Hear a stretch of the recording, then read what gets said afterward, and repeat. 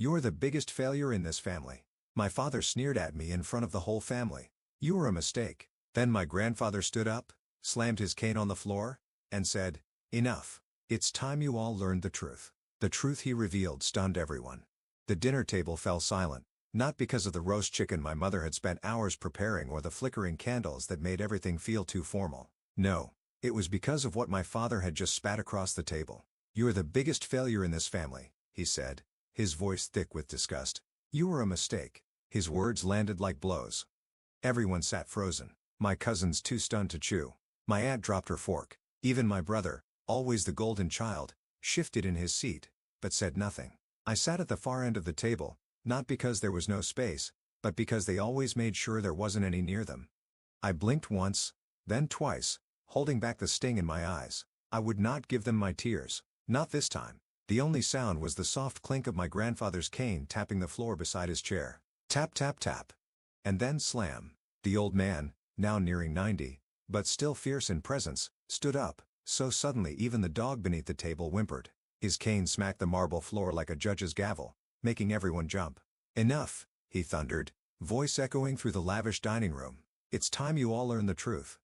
My father opened his mouth to retort, but Granddad cut him off with a raised hand. The room felt like it had stopped breathing. "You all think she's a mistake?" he said, eyes scanning each face. "You think she's the failure?" He pointed his cane right at me. "That girl is the only one in this room who reminds me of what this family once stood for. The only one who still carries the legacy I built with these hands." A crack of silence followed. Then, he turned to me.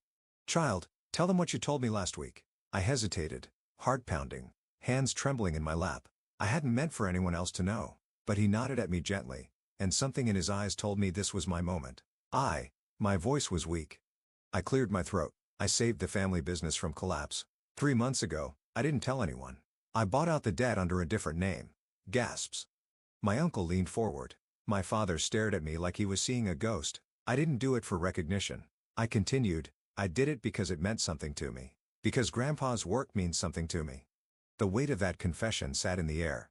My father's voice broke the silence, hoarse now. "That's not possible. You don't even—" "I taught her," Grandpa said sharply, "for the past 2 years. Every weekend. Business, contracts, negotiation. While you were all too busy pretending she didn't exist, she was learning how to lead." And just like that, the room shifted. My cousin pushed his plate away. My brother was pale. My mother sat frozen, mouth parted in disbelief. I looked down at my plate, barely touched. For the first time in years, the silence was mine. But the story was only beginning. Because what my grandfather said next was a truth that would leave them all shattered. And I hadn't seen any of it coming. My grandfather reached into the inside pocket of his worn, gray blazer, the same one he always wore to family events but nobody ever respected him for. With deliberate hands, he pulled out a folded, slightly yellowed envelope and placed it on the table. He didn't say anything. Just slid it across the polished surface until it stopped in front of my father. "What's this?" My father scoffed, still trying to claw back some control. "More of your—" "Open it." Grandfather's voice was quiet now. Not loud, not angry, but somehow more powerful than any scream. The air felt electric. My father reluctantly opened the envelope. Inside was a single sheet of paper. It was handwritten. My grandfather's cursive, neat and careful. I saw my father's eyes widen with each word he read. His hands, once clenched in arrogance, now trembled slightly. "I wrote this 25 years ago," Grandpa said, turning his gaze to the rest of the table. "When your mother was pregnant with her second child, you all assumed the child was an accident, a mistake. But it was no accident." I froze. He looked at me then, not with sadness, but with a fierceness I didn't know he still had. "She was the child I begged them to have." Gasps echoed. "I was dying then," he continued. "Or so I thought. Doctors gave me months, asked them to give me something to live for. A legacy. They had you, son." He nodded at my father. "But I asked for one more. A child who wouldn't grow up entitled. A child raised humbly, away from all this noise. Someone who could carry forward the values this family has long forgotten. You were born 6 months later," he said, turning to me. "And the day I held you in my arms, my condition reversed." He laughed under his breath. "They called it a miracle. I call it a second chance." My mouth parted. My chest tightened. "You never told me this," I whispered. "Because it wasn't time," he said, his eyes glistening. "But it is now." The entire table was stunned into silence. Even my mother's usual resting smug face was now unreadable. My brother's smirk had vanished completely. My father looked like he'd swallowed fire. So you planned this? I prayed for her, Grandpa snapped. And I kept praying. I watched you all push her aside, humiliate her, underestimate her. I said nothing because I wanted to see if her spirit would break. His voice cracked now, raw with emotion.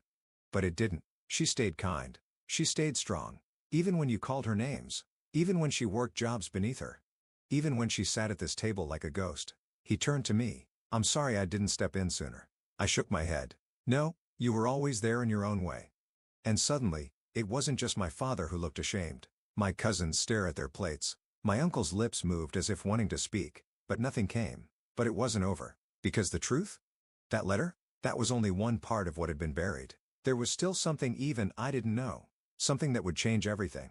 My grandfather took a long breath, steadying himself on his cane before slowly lowering back into his chair. The weight of what he'd revealed still hung heavy in the air. You could hear the ticking of the wall clock, the nervous clink of someone's spoon against china. But he wasn't done. There's something else, he said softly. Something none of you know. He looked across the room, to the cabinet in the corner, the one we all thought was just for dusty photo albums and forgotten war medals. Bring me the black folder, he said. My younger cousin obeyed without a word. Moments later, the thick leather folder was placed on the table. Grandpa opened it slowly, revealing pages of neatly clipped legal documents. This, he said, laying it flat, is my will. My father's face paled. You already have a will. We all saw it last year. No, Grandpa replied. You saw the one I wanted you to see. The real one was updated 6 months ago. Why? My aunt whispered. Why would you hide that from us? He didn't answer her. He turned to me. I made changes the day she saved the company. My heart skipped. You mean? Yes, he said. You're the sole heir now. The table erupted. My uncle stood. That's absurd. My aunt gasped. She's not even qualified. My brother shouted, she's a waitress. But, my grandfather slammed his palm on the table. Enough. She's the only one who deserves it. I watched each of you squander opportunity after opportunity. You used my name for credit for status, but none of you ever earned it. He turned to my father, eyes sharp. You taught your daughter shame. I taught her strength, and now she will carry this name forward. I sat frozen, the words not yet sinking in. Me? The heir? The one they said didn't belong? You made me executor of the fake will, my father growled. I made her executor of the real one, Grandpa snapped. You just didn't know. My father's fists clenched at his sides, but he said nothing, because deep down, he knew he had lost. Still, I wasn't gloating. I didn't feel triumphant. I just felt whole. For the first time in my life, I felt seen, valued. Like I hadn't lived in the shadows for nothing. But, even as I tried to process it all, my grandfather looked at me with a glint in his eye. There's one more thing I need to show you, he said. And that's when he reached beneath his chair and pulled out a small wooden box. The same box I once saw him crying over, years ago, when he thought no one was watching. And what was inside that box would rewrite everything I thought I knew about my place in this family. The old wooden box creaked open in my grandfather's trembling hands. It looked ordinary on the outside. Plain wood, no locks, no carvings. But I knew better. I remembered being 8, wandering into a study, seeing that box half opened, and catching a glimpse of photos and letters before he shut it fast and told me gently, one day, you'll understand. That day had finally come. He set the open box on the table in front of me. Go on, he nodded. This belongs to you. I hesitated, my fingers brushing over the lid. Inside, there were letters tied in faded twine, yellowed photographs, and a small velvet pouch. I took the first letter and unfolded it. My mother's handwriting. I glanced up, startled. She was looking at her plate, her face unreadable. The letter was addressed to my grandfather, written the day I was born. I don't know if I'm ready for this, it read. I'm scared, but she has your eyes, Papa, and your fire. If I fail, please raise her right. Not to be rich, not to be perfect, but to be kind. My throat tightened.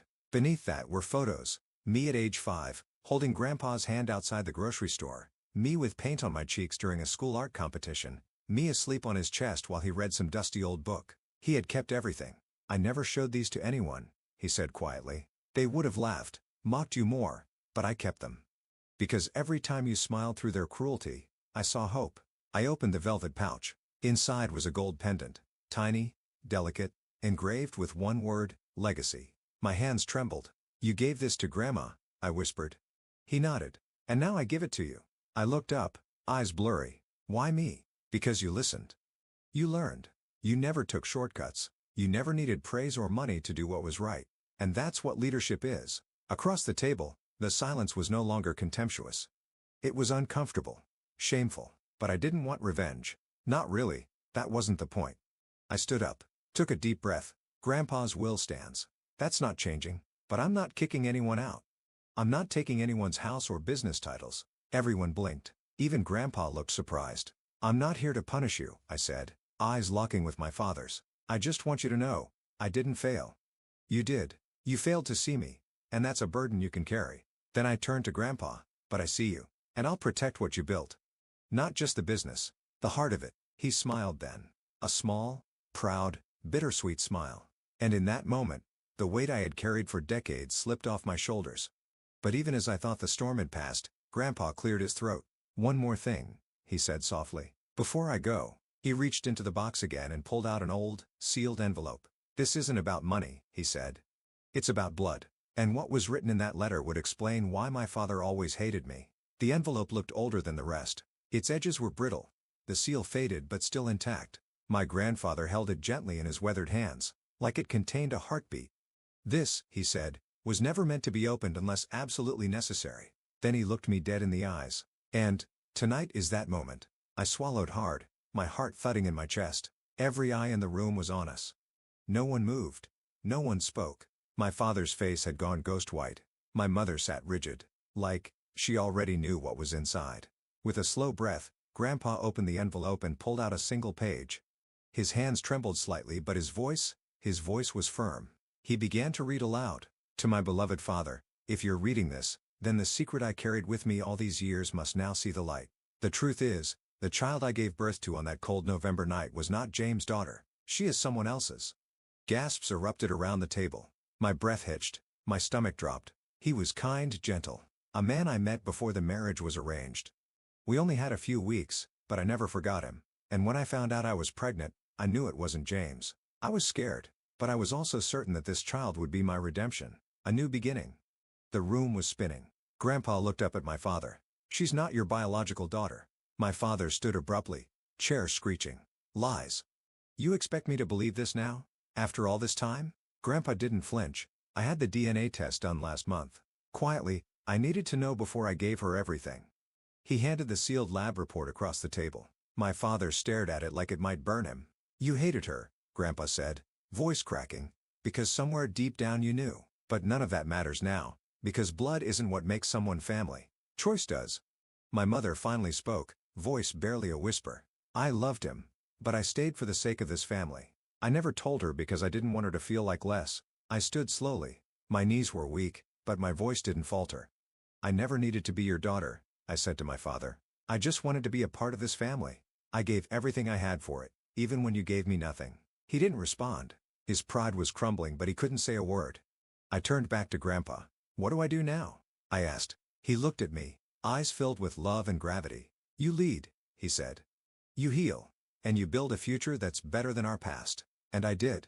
In the weeks that followed, I took the reins of the company, not with vengeance, but with vision. I brought in programs to help struggling employees. I started scholarships in Grandma's name. And slowly, the family that once mocked me began to see me. My father never apologized. But one day, he left a note on my desk. You've done more for this name than I ever did. Maybe that's what scares me the most.